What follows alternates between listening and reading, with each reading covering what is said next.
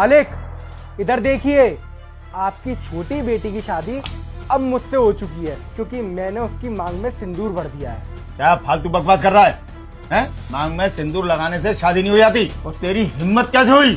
2 कौड़ी के आदमी सिक्योरिटी गार्ड हैं? मेरी बेटी के तेरे मांग में सिंदूर भर दिया? हाँ भर दिया, और हिंदू प्रथा के हिसाब से आज से मेरी पत्नी हुई, तो अब मैं आपका दामाद लगा। तो अब ना आप मुझसे पूरी इज्जत से बात करो क्योंकि दामाद को तो लोग इज्जत देते ना, पैर छूते। आइए आप भी मेरे पैर छूइए। चल पैर छुइए। अबे ऐसे दूंगा 2 गाल पे, अभी बुलाता हूँ पुलिस को और दूसरे सिक्योरिटी गार्ड को अपने। पैर छुइए। ये क्या बकवास की है तुमने? क्यों भरा मेरे मांग में सिंदूर? मेरे पापा को बोल रहे हो तुम्हारे पैर छूने के लिए? ये होता है दामाद का दर्जा? हाँ यही होता है दामाद का दर्जा, और मैंने तुम्हारी मांग में सिंदूर भर के ना तुमसे शादी करके बहुत अच्छा किया है, और अब मेरी और तुम्हारी शादी हो चुकी है, और अब ना मुझे इस घर से इनको ले जाने से कोई नहीं रोक सकता। चलो आज से तुम मेरी धर्मपत्नी हो, अब मेरे ही घर पे रहोगी तुम। क्या बकवास किए जा रहा है तू? सिंदूर भरने से शादी थोड़ी ना हो जाती है, और मैं क्यों जाऊँ तेरे घर पे? मेरे मर्जी के खिलाफ हुआ है ये सब, ना मैं मानती और ना मेरे पापा मानते, तो कोई शादी वादी नहीं हुई है, समझा तू? अच्छा तो शादी किसको मानोगे? जो शादी आपकी 2 महीने बाद है उसको शादी मानोगे? हाँ तो उसे ही शादी मानेंगे ना, सारे रीति रिवाजों से होगी शादी तो उसे ही शादी मानी जाएगी ना। अब मेरे पापा जिससे भी मेरी शादी करवाए मैं उसमें खुश हूँ, लेकिन तुमने मेरे संग ऐसा क्यों किया?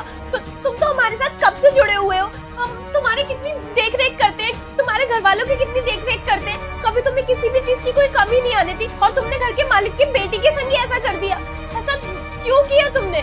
क्योंकि मैं नहीं चाहता कि आपकी शादी उस लड़के से हो जिस लड़के से मालिक साहब आपकी शादी फिक्स करके आए हैं, क्योंकि जिस लड़के से मालिक साहब शादी आपकी फिक्स करके आए हैं ना, सिर्फ और सिर्फ पैसों के लिए आपकी शादी करा रहे हैं, क्योंकि उसने इनसे ये बोला है कि शादी होते ही वो इनको बहुत बड़ा कॉन्ट्रैक्ट देने वाला है। और आपको तो पता है ना कि मेरी आदत है रोज अखबार पढ़ने की।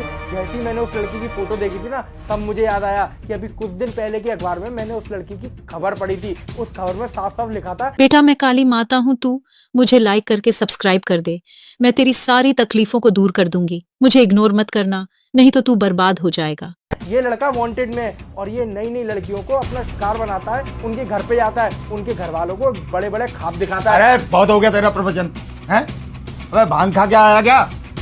मेरी बेटी को तू इस तरह भड़काने की कोशिश कर रहा है?